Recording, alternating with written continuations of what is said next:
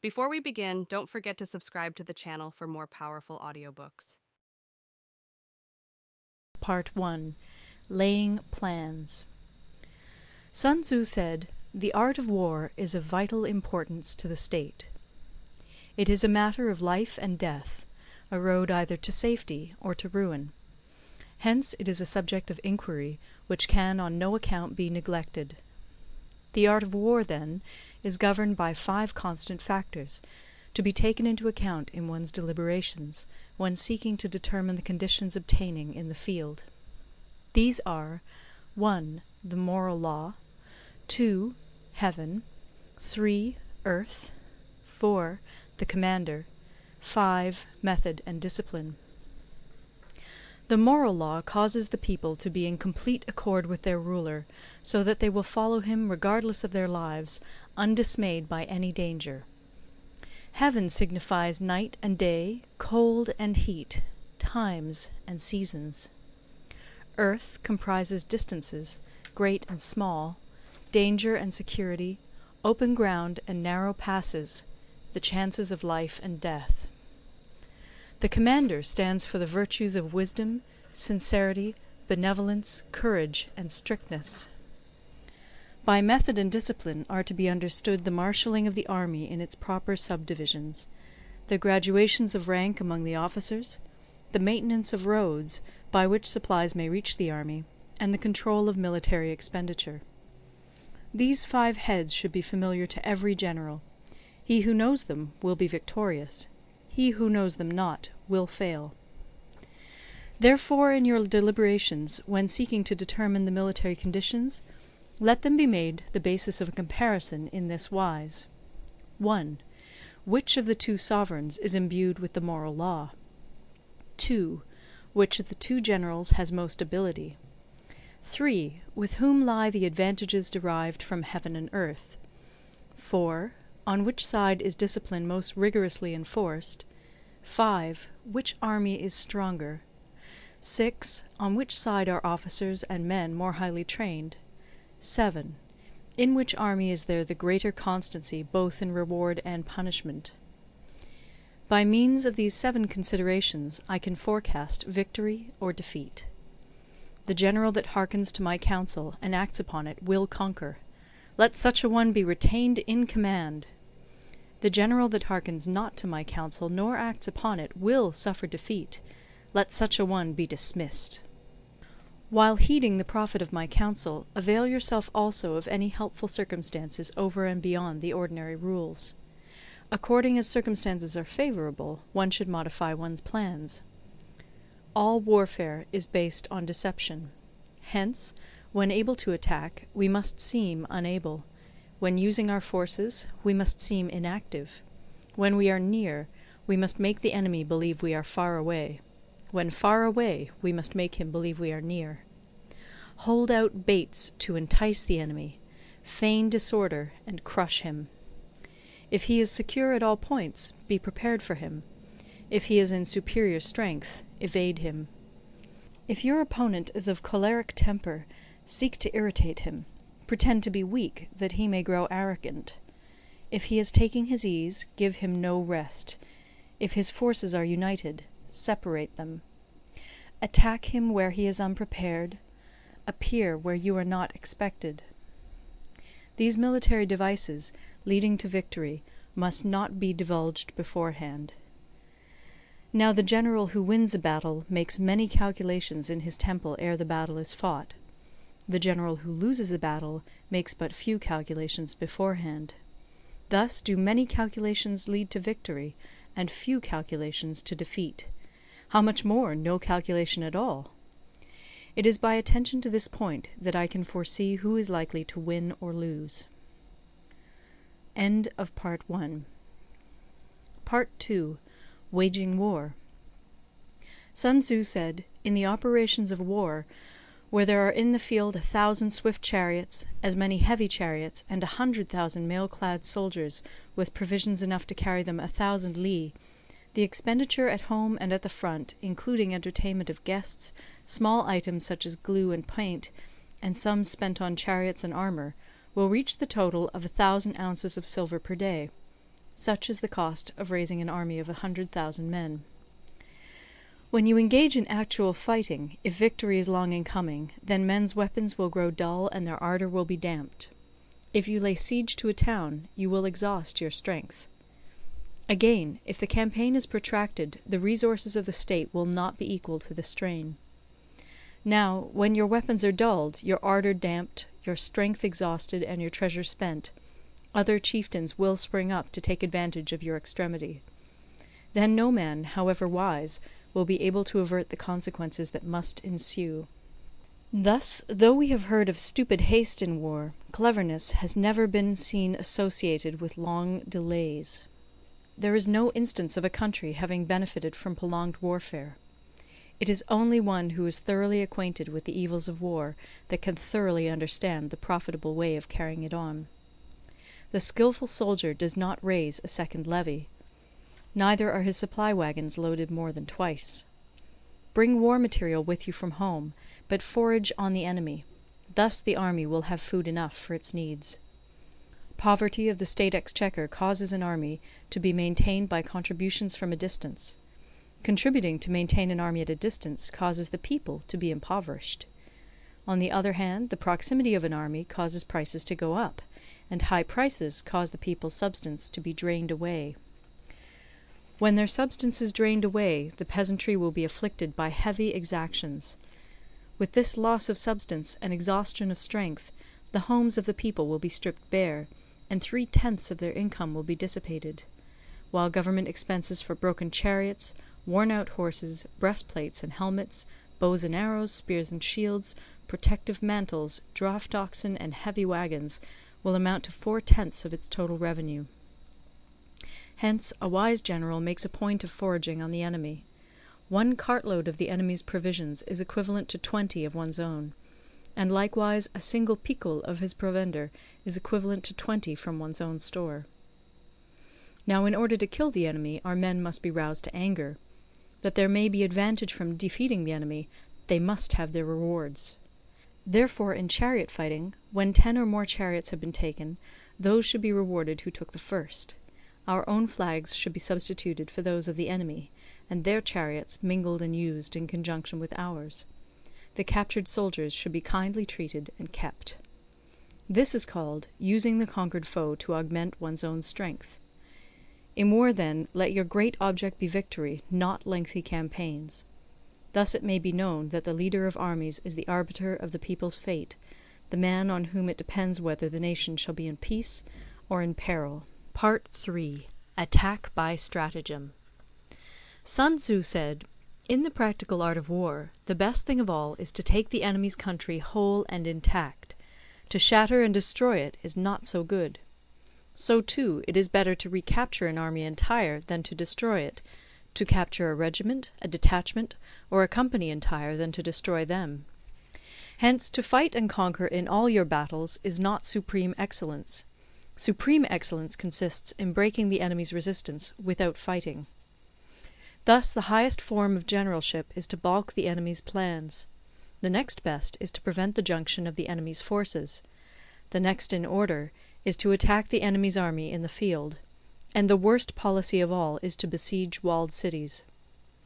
The rule is, not to besiege walled cities if it can possibly be avoided. The preparation of mantlets, movable shelters, and various implements of war will take up 3 whole months, and the piling up of mounds against the walls will take 3 months more. The general, unable to control his irritation, will launch his men to the assault like swarming ants, with the result that 1/3 of his men are slain, while the town still remains untaken. Such are the disastrous effects of a siege. Therefore the skilful leader subdues the enemy's troops without any fighting. He captures their cities without laying siege to them. He overthrows their kingdom without lengthy operations in the field. With his forces intact he will dispute the mastery of the empire, and thus, without losing a man, his triumph will be complete. This is the method of attacking by stratagem. It is the rule in war, if our forces are 10 to the enemy's 1, to surround him; if 5 to 1, to attack him; if twice as numerous, to divide our army into 2. If equally matched, we can offer battle; If slightly inferior in numbers, we can avoid the enemy. If quite unequal in every way, we can flee from him. Hence, though an obstinate fight may be made by a small force, in the end it must be captured by the larger force. Now the general is the bulwark of the state. If the bulwark is complete at all points, the state will be strong. If the bulwark is defective, the state will be weak. There are 3 ways in which a ruler can bring misfortune upon his army. 1. By commanding the army to advance or to retreat, being ignorant of the fact that it cannot obey. This is called hobbling the army. 2. By attempting to govern an army in the same way as he administers a kingdom, being ignorant of the conditions which obtain in an army. This causes restlessness in the soldiers' minds. 3. By employing the officers of his army without discrimination through ignorance of the military principle of adaptation to circumstances. This shakes the confidence of the soldiers. But when the army is restless and distrustful, trouble is sure to come from the other feudal princes. This is simply bringing anarchy into the army, and flinging victory away. Thus we may know that there are 5 essentials for victory. 1. He will win who knows when to fight and when not to fight. 2. He will win who knows how to handle both superior and inferior forces. 3. He will win whose army is animated by the same spirit throughout all its ranks. 4. He will win who, prepared himself, waits to take the enemy unprepared. 5. He will win who has military capacity and is not interfered with by the sovereign.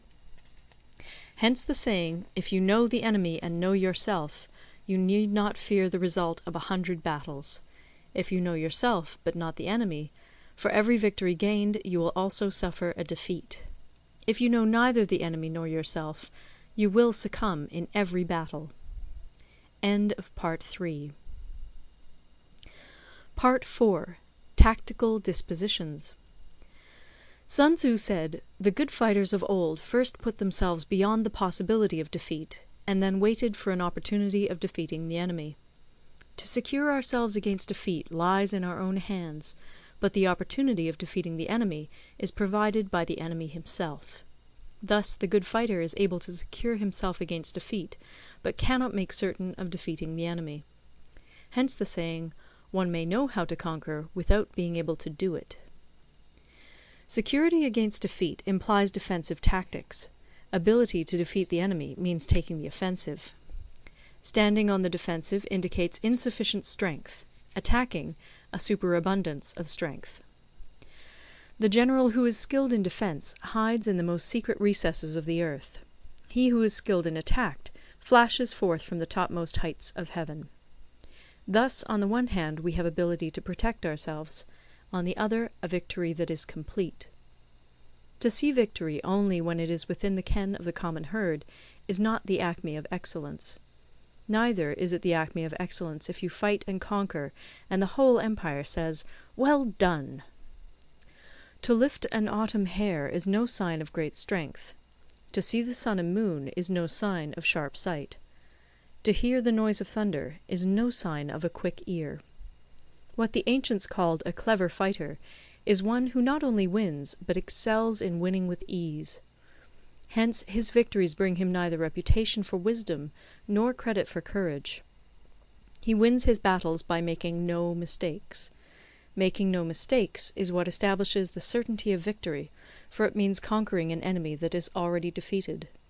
Hence the skilful fighter puts himself into a position which makes defeat impossible, and does not miss the moment for defeating the enemy. Thus it is that in war the victorious strategist only seeks battle after the victory has been won, whereas he who is destined to defeat first fights and afterwards looks for victory. The consummate leader cultivates the moral law and strictly adheres to method and discipline. Thus it is in his power to control success. In respect of military method we have, firstly, measurement; secondly, estimation of quantity; thirdly, calculation; fourthly, balancing of chances; fifthly, victory. Measurement owes its existence to earth; estimation of quantity to measurement; calculation to estimation of quantity; balancing of chances to calculation; and victory to balancing of chances. A victorious army opposed to a routed one is as a pound's weight placed in the scale against a single grain. The onrush of a conquering force is like the bursting of pent-up waters into a chasm 1,000 fathoms deep. Energy. Sun Tzu said, "The control of a large force is the same principle as the control of a few men. It is merely a question of dividing up their numbers." Fighting with a large army under your command is nowise different from fighting with a small one. It is merely a question of instituting signs and signals. To ensure that your whole host may withstand the brunt of the enemy's attack and remain unshaken, this is effected by maneuvers direct and indirect. That the impact of your army may be like a grindstone dashed against an egg, this is effected by the science of weak points and strong. In all fighting, the direct method may be used for joining battle, but indirect methods will be needed in order to secure victory. Indirect tactics, efficiently applied, are inexhaustible as heaven and earth, unending as the flow of rivers and streams. Like the sun and moon, they end but to begin anew. Like the 4 seasons, they pass away to return once more. There are not more than 5 musical notes, yet the combinations of these 5 give rise to more melodies than can ever be heard. There are not more than 5 primary colours, blue, yellow, red, white, and black, yet in combination they produce more hues than can ever be seen. There are not more than 5 cardinal tastes, sour, acrid, salt, sweet, bitter, yet combinations of them yield more flavours than can ever be tasted. In battle there are not more than 2 methods of attack, the direct and the indirect, yet these 2 in combination give rise to an endless series of manoeuvres. The direct and the indirect lead on to each other in turn. It is like moving in a circle, you never come to an end. Who can exhaust the possibilities of their combination? The onset of troops is like the rush of a torrent which will even roll stones along in its course. The quality of decision is like the well-timed swoop of a falcon, which enables it to strike and destroy its victim. Therefore, the good fighter will be terrible in his onset and prompt in his decision. Energy may be likened to the bending of a crossbow, decision to the releasing of a trigger. Amid the turmoil and tumult of battle, there may be seeming disorder, and yet no real disorder at all. Amid confusion and chaos, your array may be without head or tail, yet it will be proof against defeat. Simulated disorder postulates perfect discipline. Simulated fear postulates courage. Simulated weakness postulates strength. Hiding order beneath the cloak of disorder is simply a question of subdivision. Concealing courage under their show of timidity presupposes a fund of latent energy. Masking strength with weakness is to be effected by tactical dispositions. Thus, one who is skilful at keeping the enemy on the move maintains deceitful appearances, according to which the enemy will act. He sacrifices something that the enemy may snatch at it. By holding out baits, he keeps him on the march. Then, with a body of picked men, he lies in wait for him.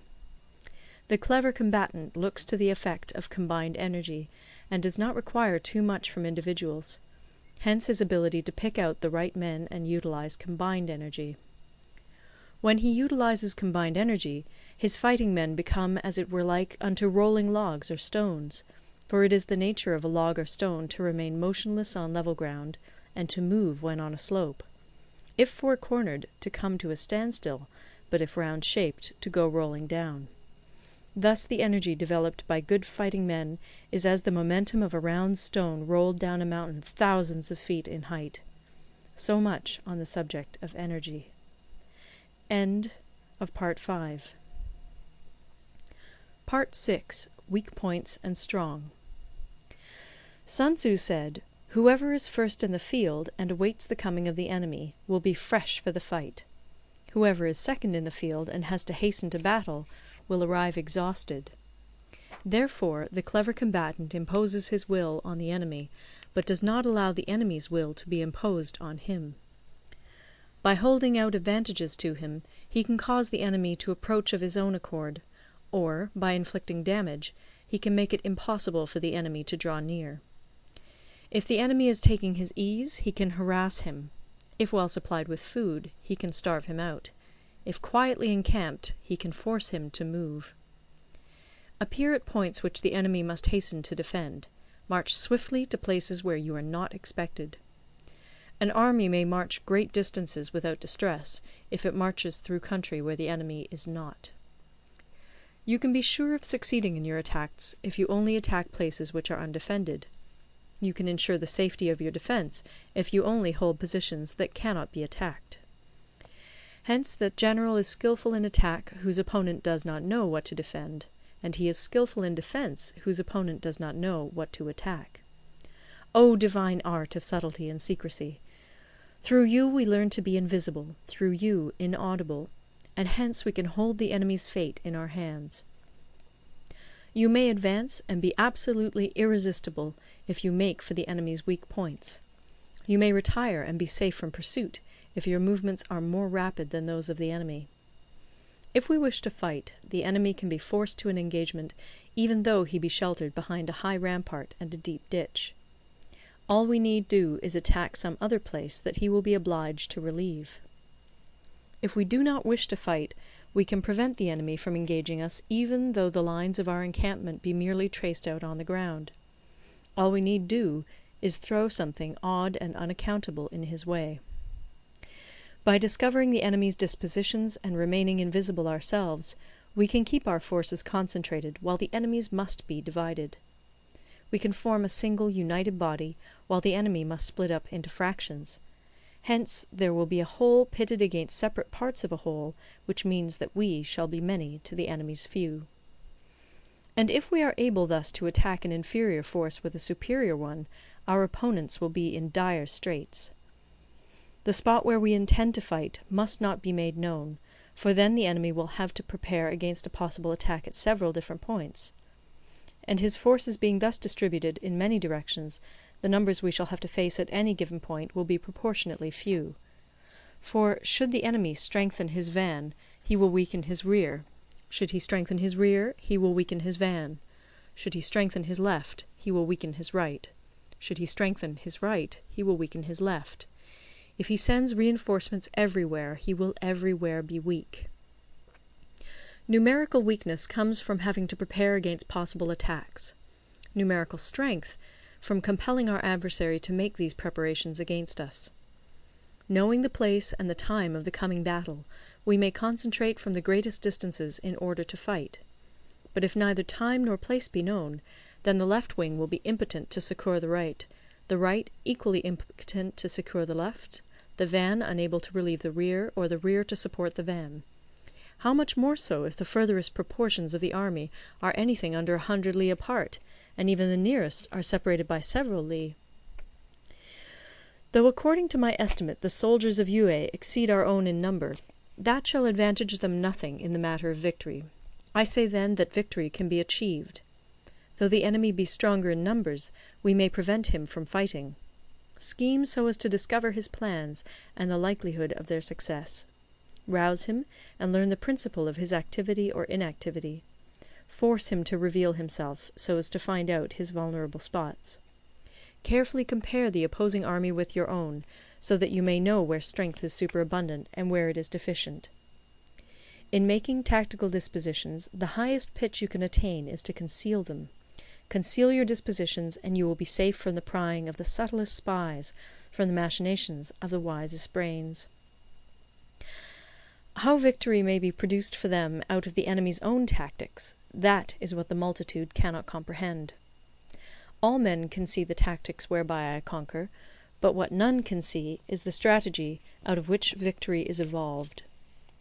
Do not repeat the tactics which have gained you one victory, but let your methods be regulated by the infinite variety of circumstances. Military tactics are like unto water, for water in its natural course runs away from high places and hastens downwards. So in war, the way is to avoid what is strong and to strike at what is weak. Water shapes its course according to the nature of the ground over which it flows. The soldier works out his victory in relation to the foe whom he is facing. Therefore, just as water retains no constant shape, in warfare there are no constant conditions. He who can modify his tactics in relation to his opponent and thereby succeed in winning may be called a heaven-born captain. The 5 elements, water, fire, wood, metal, earth, are not always equally predominant. The 4 seasons make way for each other in turn. There are short days and long. The moon has its periods of waning and waxing. Maneuvering. Sun Tzu said, "In war, the general receives his commands from the sovereign. Having collected an army and concentrated his forces, he must blend and harmonize the different elements thereof before pitching his camp. After that comes tactical maneuvering, than which there is nothing more difficult. The difficulty of tactical maneuvering consists in turning the devious into the direct, and misfortune into gain. Thus, to take a long and circuitous route, after enticing the enemy out of the way, and those starting after him, to contrive to reach the goal before him, shows knowledge of the artifice of deviation. Maneuvering with an army is advantageous; with an undisciplined multitude, most dangerous. If you set a fully equipped army in march in order to snatch an advantage, the chances are that you will be too late. On the other hand, to detach a flying column for the purpose involves the sacrifice of its baggage and stores. Thus, if you order your men to roll up their buff coats and make forced marches without halting day or night, covering double the usual distance at a stretch, doing 100 li in order to wrest an advantage, the leaders of all your 3 divisions will fall into the hands of the enemy. The stronger men will be in front, the jaded ones will fall behind, and on this plan only 1/10 of your army will reach its destination. If you march 50 li in order to outmaneuver the enemy, you will lose the leader of your first division, and only half your force will reach the goal. If you march 30 li with the same object, 2/3 of your army will arrive. We may take it then that an army without its baggage train is lost; without provisions, it is lost; without bases of supply, it is lost. We cannot enter into alliances until we are acquainted with the designs of our neighbours. We are not fit to lead an army on the march unless we are familiar with the face of the country, its mountains and forests, its pitfalls and precipices, its marshes and swamps. We shall be unable to turn natural advantage to account unless we make use of local guides. In war, practice dissimulation and you will succeed. Whether to concentrate or to divide your troops must be decided by circumstances. Let your rapidity be that of the wind, your compactness that of the forest. In raiding and plundering be like fire, in immovability like a mountain. Let your plans be dark, and impenetrable as night, and when you move, fall like a thunderbolt. When you plunder a countryside, let the spoil be divided amongst your men. When you capture new territory, cut it up into allotments for the benefit of the soldiery. Ponder and deliberate before you make a move. He will conquer who has learnt the artifice of deviation. Such is the art of manoeuvring. The Book of Army Management says, "On the field of battle the spoken word does not carry far enough. Hence the institution of gongs and drums. Nor can ordinary objects be seen clearly enough. Hence the institution of banners and flags. Gongs and drums, banners and flags, are means whereby the ears and eyes of the host may be focused on one particular point. The host thus forming a single united body, it is impossible either for the brave to advance alone, or for the cowardly to retreat alone. This is the art of handling large masses of men. In night fighting, then, make much use of signal flyers and drums, and in fighting by day, of flags and banners, as a means of influencing the ears and eyes of your army. A whole army may be robbed of its spirit. A commander-in-chief may be robbed of his presence of mind. Now, a soldier's spirit is keenest in the morning; by noonday it has begun to flag, and in the evening his mind is bent only on returning to camp. A clever general, therefore, avoids an army when its spirit is keen, but attacks it when it is sluggish and inclined to return. This is the art of studying moods. Disciplined and calm, to await the appearance of disorder and hubbub amongst the enemy. This is the art of retaining self-possession. To be near the goal, while the enemy is still far from it, to wait at ease while the enemy is toiling and struggling, to be well fed while the enemy is famished. This is the art of husbanding one's strength. To refrain from intercepting an enemy whose banners are in perfect order, to refrain from attacking an army drawn up in calm and confident array, this is the art of studying circumstances. It is a military axiom not to advance uphill against the enemy, nor to oppose him when he comes downhill. Do not pursue an enemy who simulates flight. Do not attack soldiers whose temper is keen. Do not swallow bait offered by the enemy. Do not interfere with an army that is returning home. When you surround an army, leave an outlet free. Do not press a desperate foe too hard. Such is the art of warfare. End of Part 7. Part 8. Variation in Tactics. Sun Tzu said, "In war, the general receives his commands from the sovereign, collects his army, and concentrates his forces. When in difficult country, do not encamp. In country where highroads intersect, join hands with your allies. Do not linger in dangerously isolated positions. In hemmed-in situations, you must resort to stratagem. In desperate position, you must fight. There are roads which must not be followed, armies which must not be attacked, towns which must not be besieged, positions which must not be contested, commands of the sovereign which must not be obeyed." The general who thoroughly understands the advantages that accompany variation of tactics knows how to handle his troops. The general who does not understand these may be well acquainted with the configuration of the country, yet he will not be able to turn his knowledge to practical account. So, the student of war who is unversed in the art of war of varying his plans, even though he be acquainted with the 5 advantages, will fail to make the best use of his men. Hence, in the wise leader's plans, considerations of advantage and of disadvantage will be blended together. If our expectation of advantage be tempered in this way, we may succeed in accomplishing the essential part of our schemes. If, on the other hand, in the midst of difficulties we are always ready to seize an advantage, we may extricate ourselves from misfortune.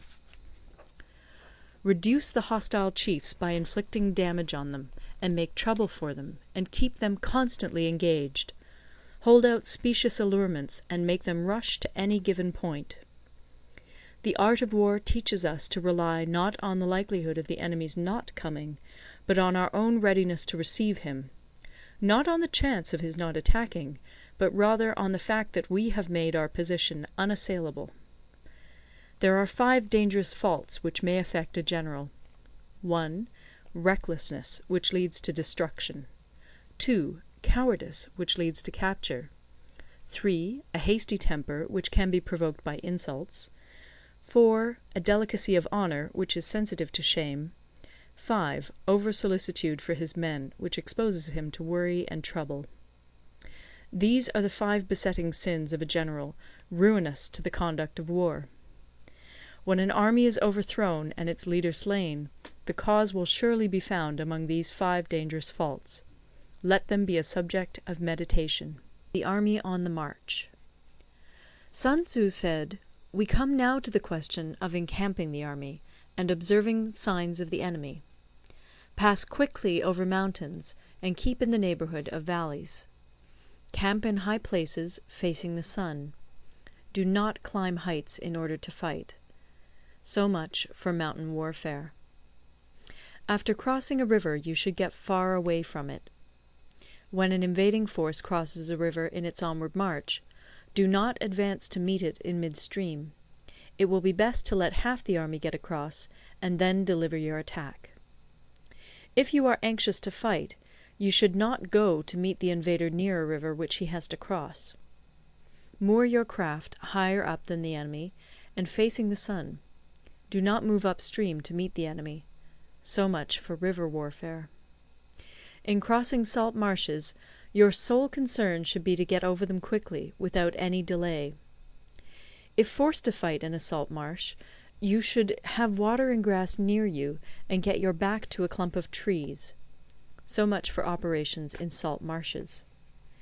In dry, level country, Take up an easily accessible position with rising ground to your right and on your rear, so that the danger may be in front and safety lie behind. So much for campaigning in flat country. These are the 4 useful branches of military knowledge which enabled the Yellow Emperor to vanquish 4 several sovereigns. All armies prefer high ground to low, and sunny places to dark. If you are careful of your men and camp on hard ground, the army will be free from disease of every kind, and this will spell victory. When you come to a hill or a bank, occupy the sunny side, with the slope on your right rear.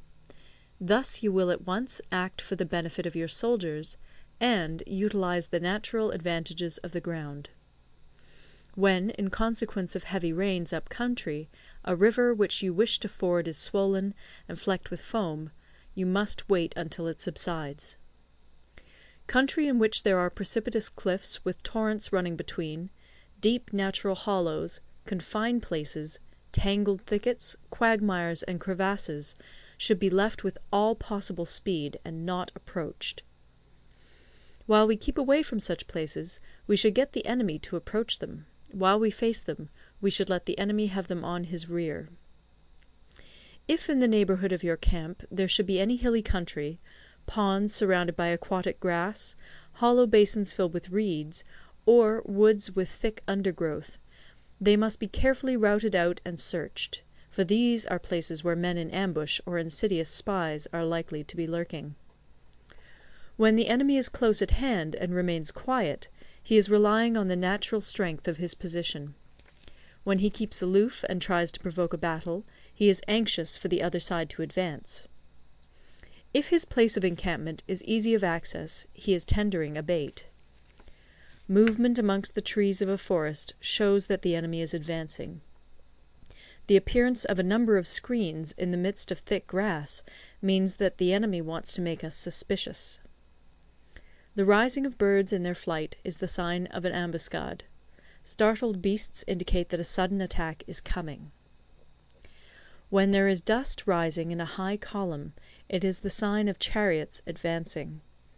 When the dust is low, but spread over a wide area, it betokens the approach of infantry. When it branches out in different directions, it shows that parties have been sent to collect firewood. A few clouds of dust, moving to and fro, signify that the army is encamping. Humble words and increased preparations are signs that the enemy is about to advance. Violent language and driving forward as if to the attack are signs that he will retreat. When the light chariots come out first and take up a position on the wings, it is a sign that the enemy is forming for battle. Peace proposals unaccompanied by a sworn covenant indicate a plot. When there is much running about, and the soldiers fall into rank, it means that the critical moment has come. When some are seen advancing and some retreating, it is a lure. When the soldiers stand leaning on their spears, they are faint from want of food. If those who are sent to draw water begin by drinking themselves, the army is suffering from thirst. If the enemy sees an advantage to be gained and makes no effort to secure it, the soldiers are exhausted. If birds gather on any spot, it is unoccupied. Clamour by night betokens nervousness. If there is a disturbance in the camp, the general's authority is weak. If the banners and flags are shifted about, sedition is afoot. If the officers are angry, it means that the men are weary. When an army feeds its horses with grain and kills its cattle for food, and when the men do not hang their cooking pots over the campfires, showing that they will not return to their tents, you may know that they are determined to fight to the death. The sight of men whispering together in small knots, or speaking in subdued tones, points to disaffection amongst the rank and file. Too frequent rewards signify that the enemy is at the end of his resources. Too many punishments betray a condition of dire distress. To begin by bluster, but afterwards to take fright at the enemy's numbers, shows a supreme lack of intelligence. When envoys are sent with compliments in their mouths, it is a sign that the enemy wishes for a truce.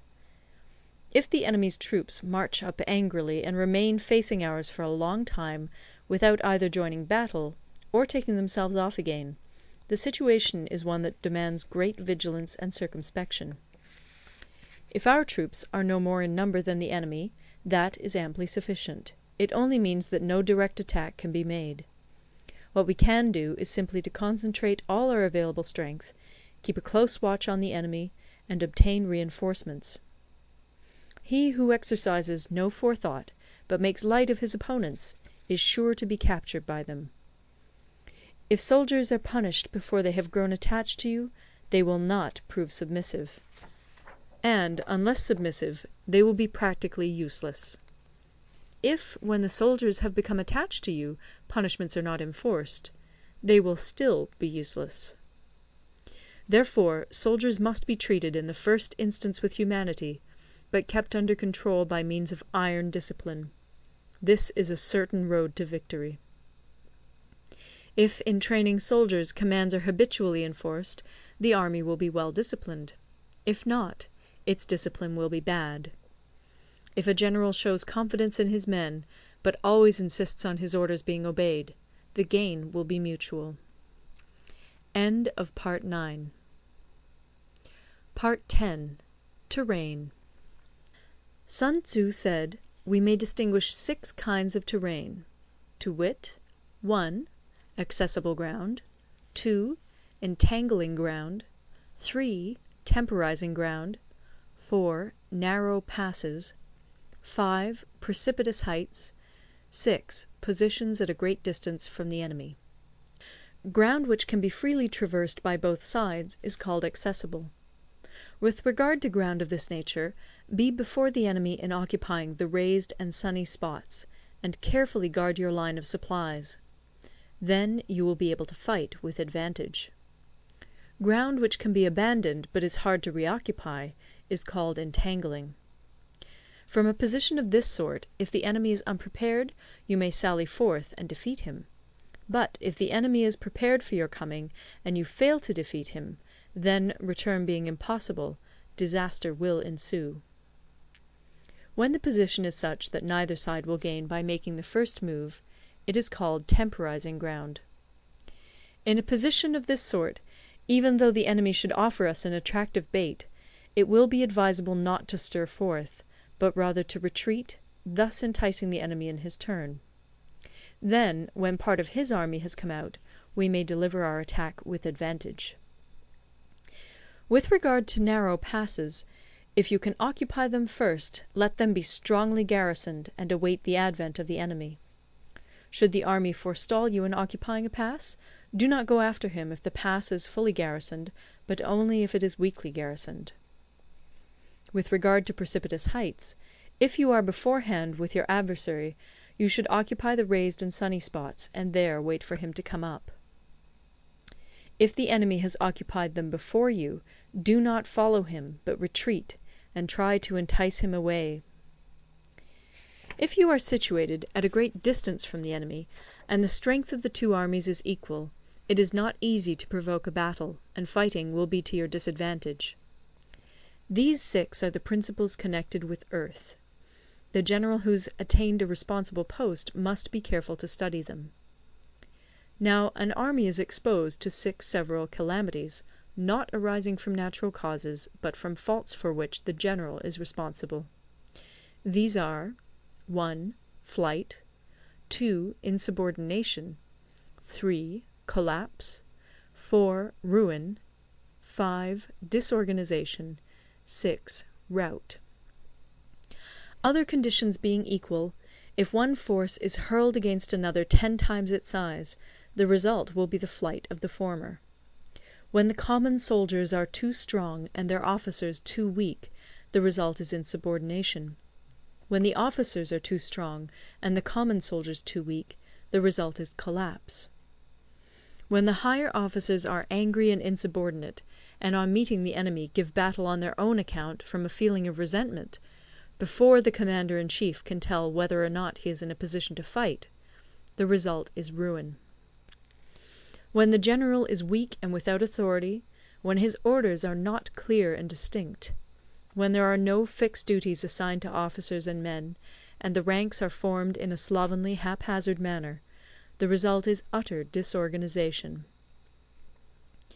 When a general, unable to estimate the enemy's strength, allows an inferior force to engage a larger one, or hurls a weak detachment against a powerful one, and neglects to place picked soldiers in the front rank, the result must be rout. These are 6 ways of courting defeat, which must be carefully noted by the general who has attained a responsible post. The natural formation of the country is the soldier's best ally, but a power of estimating the adversary, of controlling the forces of victory, and of shrewdly calculating difficulties, dangers, and distances, constitutes the test of a great general. He who knows these things, and in fighting puts his knowledge into practice, will win his battles. He who knows them not, nor practices them, will surely be defeated. If fighting is sure to result in victory, then you must fight, even though the ruler forbid it. If fighting will not result in victory, then you must not fight even at the ruler's bidding. The general who advances without coveting fame, and retreats without fearing disgrace, whose only thought is to protect his country and do good service for his sovereign, is the jewel of the kingdom. Regard your soldiers as your children, and they will follow you into the deepest valleys. Look upon them as your own beloved sons, and they will stand by you even unto death. If, however, you are indulgent, but unable to make your authority felt, kind-hearted, but unable to enforce your commands, and incapable, moreover, of quelling disorder, then your soldiers must be likened to spoilt children. They are useless for any practical purpose. If we know that our own men are in a condition to attack, but are unaware that the enemy is not open to attack, we have gone only half-way towards victory. If we know that the enemy is open to attack, but are unaware that our own men are not in a condition to attack, we have gone only half-way towards victory. If we know that the enemy is open to attack, and also know that our men are in a condition to attack, but are unaware that the nature of the ground makes fighting impracticable, we have still only gone half-way towards victory. Hence the experienced soldier, once in motion, is never bewildered. Once he has broken camp, he is never at a loss. Hence the saying, "If you know the enemy and know yourself, your victory will not stand in doubt. If you know heaven and know earth, you may make your victory complete." The 9 situations. Sun Tzu said, "The art of war recognizes 9 varieties of ground. 1. Dispersive ground. 2. Facile ground. 3. Contentious ground. 4. Open ground. 5. Ground of intersecting highways. 6. Serious ground. 7. Difficult ground. 8. Hemmed-in ground. 9. Desperate ground. When a chieftain is fighting in his own territory, it is dispersive ground. When he has penetrated into hostile territory, but to no great distance, it is facile ground. Ground the possession of which imports great advantage to either side is contentious ground. Ground on which each side has liberty of movement is open ground. Ground which forms the key to 3 contiguous states, so that he who occupies it first has most of the empire at his command, is a ground of intersecting highways. When an army has penetrated into the heart of a hostile country, leaving a number of fortified cities in its rear, it is serious ground. Mountain forests, rugged steeps, marshes, and fens, all country that is hard to traverse, this is difficult ground. Ground which is reached through narrow gorges, and from which we can only retire by tortuous paths, so that a small number of the enemy would suffice to crush a large body of our men, this is hemmed-in ground. Ground on which we can only be saved from destruction by fighting without delay is desperate ground. On dispersive ground, therefore, fight not. On facile ground, halt not. On contentious ground, attack not. On open ground, do not try to block the enemy's way. On the ground of intersecting highways, join hands with your allies. On serious ground, gather in plunder. In difficult ground, keep steadily on the march. On hemmed-in ground, resort to stratagem. On desperate ground, fight. Those who were called skilful leaders of old knew how to drive a wedge between the enemy's front and rear, to prevent cooperation between his large and small divisions, to hinder the good troops from rescuing the bad, the officers from rallying their men. When the enemy's men were united, they managed to keep them in disorder. When it was to their advantage, they made a forward move. When otherwise, they stopped still. If asked how to cope with a great host of the enemy in orderly array, and on the point of marching to the attack, I should say, begin by seizing something which your opponent holds dear. Then he will be amenable to your will. Rapidity is the essence of war. Take advantage of the enemy's unreadiness. Make your way by unexpected routes, and attack unguarded spots. The following are the principles to be observed by an invading force. The further you penetrate into a country, the greater will be the solidarity of your troops, and thus the defenders will not prevail against you. Make forays in fertile country in order to supply your army with food. Carefully study the well-being of your men, and do not overtax them. Concentrate your energy and hoard your strength. Keep your army continually on the move, and devise unfathomable plans. Throw your soldiers into positions whence there is no escape, and they will prefer death to flight. If they will face death, there is nothing they may not achieve. Officers and men alike will put forth their uttermost strength. Soldiers, when in desperate straits, lose the sense of fear. If there is no place of refuge, they will stand firm. If they are in hostile country, they will show a stubborn front. If there is no help for it, they will fight hard. Thus, without waiting to be marshalled, the soldiers will be constantly on the qui-vive. Without waiting to be asked, they will do your will. Without restrictions, they will be faithful. Without giving orders, they can be trusted. Prohibit the taking of omens, and do away with superstitious doubts. Then, until death itself comes, no calamity need be feared. If our soldiers are not overburdened with money, it is not because they have a distaste for riches.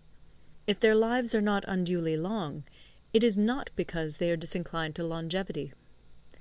On the day they are ordered out to battle, your soldiers may weep, those sitting up bedewing their garments, and those lying down, letting the tears run down their cheeks. But let them once be brought to bay, and they will display the courage of a Chu or a Kui. The skilful tactician may be likened to the Shuai-jan. Now, the Shuai-jan is a snake that is found in the Ch'ung Mountains. Strike at its head, and you will be attacked by its tail. Strike at its tail, and you will be attacked by its head. Strike at the middle, and you will be attacked by head and tail both. Asked if an army can be made to imitate the Shuai-jan, I should answer yes. For the men of Wu and the men of Yue are enemies. Yet if they are crossing a river in the same boat, and are caught by a storm, they will come to each other's assistance, just as the left hand helps the right.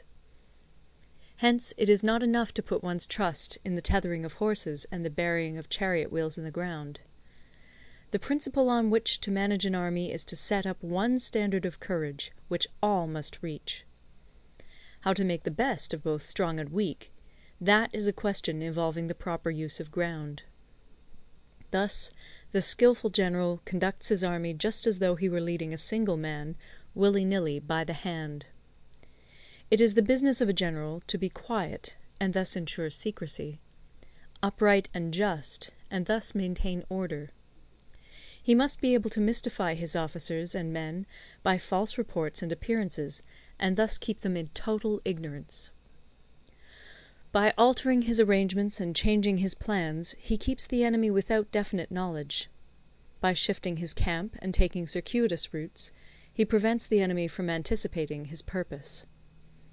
At the critical moment, the leader of an army acts like one who has climbed up a height, and then kicks away the ladder behind him. He carries his men deep into hostile territory before he shows his hand. He burns his boats and breaks his cooking pots. Like a shepherd driving a flock of sheep, he drives his men this way and that, and nothing knows whither he is going. To muster his host and bring it into danger, this may be termed the business of the general. The different measures suited to the 9 varieties of ground, the expediency of aggressive or defensive tactics, and the fundamental laws of human nature, these are things that must most certainly be studied. When invading hostile territory, the general principle is that penetrating deeply brings cohesion. Penetrating but a short way means dispersion. When you leave your own country behind and take your army across neighbourhood territory, you find yourself on critical ground. When there are means of communication on all 4 sides, the ground is one of intersecting highways. When you penetrate deeply into a country, it is serious ground. When you penetrate but a little way, it is facile ground. When you have the enemy's strongholds on your rear and narrow passes in front, it is hemmed-in ground. When there is no place of refuge at all, it is desperate ground. Therefore, on dispersive ground I would inspire my men with unity of purpose. On facile ground I would see that there is close connection between all parts of my army. On contentious ground I would hurry up my rear. On open ground I would keep a vigilant eye on my defences. On ground of intersecting highways I would consolidate my alliances. On serious ground I would try to ensure a continuous stream of supplies. On difficult ground I would keep pushing on along the road. On hemmed-in ground I would block any way of retreat. On desperate ground I would proclaim to my soldiers the hopelessness of saving their lives. For it is the soldier's disposition to offer an obstinate resistance when surrounded, to fight hard when he cannot help himself, and to obey promptly when he has fallen into danger. We cannot enter into alliance with neighbouring princes until we are acquainted with their designs.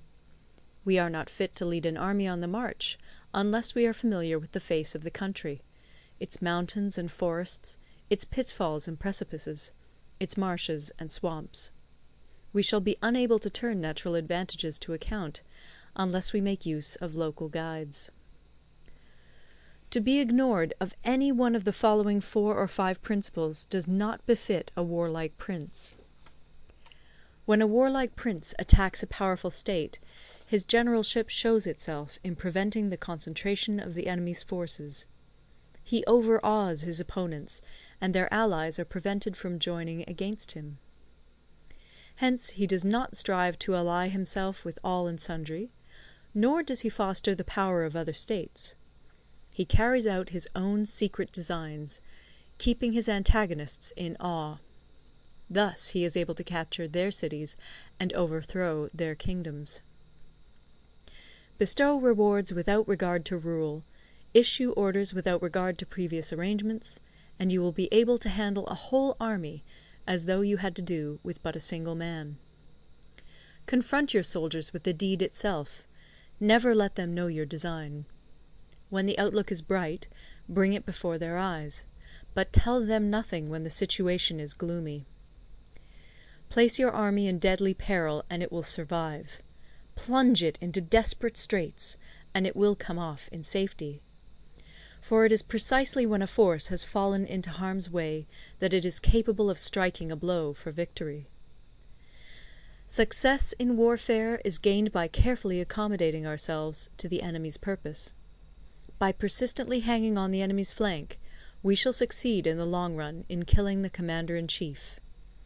This is called ability to accomplish a thing by sheer cunning. On the day that you take up your command, block the frontier passes, destroy the official tallies, and stop the passage of all emissaries. Be stern in the council chamber, so that you may control the situation. If the enemy leaves the door open, you must rush in. Forestall your opponent by seizing what he holds dear, and subtly contrive to time his arrival on the ground. Walk in the path defined by rule, and accommodate yourself to the enemy until you can fight a decisive battle. At first, then, exhibit the coyness of a maiden, until the enemy gives you an opening. Afterwards emulate the rapidity of a running hare, and it will be too late for the enemy to oppose you. The attack by fire. Sun Tzu said, "There are 5 ways of attacking with fire. The first is to burn soldiers in their camp. The second is to burn stores. The third is to burn baggage trains. The fourth is to burn arsenals and magazines. The fifth is to hurl dropping fire amongst the enemy." In order to carry out an attack, we must have means available. The material for raising fire should always be kept in readiness. There is a proper season for making attacks with fire, and special days for starting a conflagration. The proper season is when the weather is very dry. The special days are those when the moon is in the constellations of the Sieve, the Wall, the Wing, or the Crossbar, for these 4 are all days of rising wind. In attacking with fire, one should be prepared to meet 5 possible developments. 1. When fire breaks out inside to enemy's camp, respond at once with an attack from without. 2. If there is an outbreak of fire, but the enemy's soldiers remain quiet, bide your time and do not attack. 3. When the force of the flames has reached its height, follow it up with an attack, if that is practicable. If not, stay where you are. 4. If it is possible to make an assault with fire from without, do not wait for it to break out within, but deliver your attack at a favourable moment. 5. When you start a fire, be to windward of it. Do not attack from the leeward. A wind that rises in the daytime lasts long, but a night breeze soon falls. In every army, the 5 developments connected with fire must be known, the movements of the stars calculated, and a watch kept for the proper days. Hence, those who use fire as an aid to the attack show intelligence. Those who use water as an aid to the attack gain an accession of strength. By means of water, an enemy may be intercepted, but not robbed of all his belongings.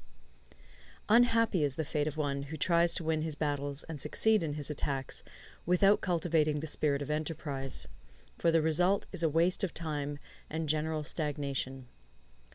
Hence the saying, "The enlightened ruler lays his plans well ahead. The good general cultivates his resources." Move not unless you see an advantage. Use not your troops unless there is something to be gained. Fight not unless the position is critical. No ruler should put troops into the field merely to gratify his own spleen. No general should fight a battle simply out of pique. If it is to your advantage, make a forward move. If not, stay where you are. Anger may in time change to gladness. Vexation may be succeeded by content. But a kingdom that has once been destroyed can never come again into being, nor can the dead ever be brought back to life. Hence the enlightened ruler is heedful, and the good general full of caution. This is the way to keep a country at peace and an army intact. End of Part 12. Part 13. The Use of Spies. Sun Tzu said, "Raising a host of 100,000 men and marching them great distances entails heavy loss on the people and a drain on the resources of the state. The daily expenditure will amount to 1,000 ounces of silver. There will be commotion at home and abroad, and men will drop down exhausted on the highways. As many as 700,000 families will be impeded in their labour. Hostile armies may feast each other for years, striving for the victory which is decided in a single day. This being so, to remain in ignorance of the enemy's condition simply because one grudges the outlay of 100 ounces of silver in honours and emoluments is the height of inhumanity. One who acts thus is no leader of men, no present help to his sovereign, no master of victory. Thus, what enables the wise sovereign and the good general to strike and conquer and achieve things beyond the reach of ordinary men is foreknowledge. Now, this foreknowledge cannot be elicited from spirits. It cannot be obtained inductively from experience, nor by any deductive calculation. Knowledge of the enemy's dispositions can only be obtained from other men. Hence the use of spies, of whom there are 5 classes: 1. Local spies. 2. Inward spies. 3. Converted spies. 4. Doomed spies. 5. Surviving spies. When these 5 kinds of spy are all at work, none can discover the secret system. This is called divine manipulation of the threads. It is the sovereign's most precious faculty. Having local spies means employing the services of the inhabitants of a district. Having inward spies, making use of officials of the enemy. Having converted spies, getting hold of the enemy's spies and using them for our own purposes. Having doomed spies, doing certain things openly for purposes of deception, and allowing our spies to know of them and report them to the enemy. Surviving spies, finally, are those who bring back news from the enemy's camp. Hence it is that none in the whole army are more intimate relations to be maintained than with spies. None should be more liberally rewarded. In no other business should greater secrecy be preserved. Spies cannot be usefully employed without a certain intuitive sagacity. They cannot be properly managed without benevolence and straightforwardness. Without subtle ingenuity of mind, one cannot make certain of the truth of their reports. Be subtle, and use your spies for every kind of business. If a secret piece of news is divulged by a spy before the time is ripe, he must be put to death together with the man to whom the secret was told. Whether the object be to crush an army, to storm a city, or to assassinate an individual, it is always necessary to begin by finding out the names of the attendants, the aides de camp, and doorkeepers and sentries of the general in command. Our spies must be commissioned to ascertain these. The enemy's spies, who have come to spy on us, must be sought out, tempted with bribes, led away, and comfortably housed. Thus they will become converted spies and available for our service. It is through the information brought by the converted spy that we are able to acquire and employ local and inward spies. It is owing to this information again that we can cause the doomed spy to carry false tidings to the enemy. Lastly, it is by this information that the surviving spy can be used on appointed occasions. The end and aim of spying in all its 5 varieties is knowledge of the enemy, and this knowledge can only be derived in the first instance from the converted spy. Hence it is essential that the converted spy be treated with the utmost liberality. Of old, the rise of the Yin dynasty was due to Yi Qi, who had served under the Xia. Likewise, the rise of the Chu dynasty was due to Liu Ya, who had served under the Yin. Hence it is only the enlightened ruler and the wise general who will use the highest intelligence of the army for purposes of spying, and thereby they achieve great results. Spies are a most important element in water, because on them depends an army's ability to move.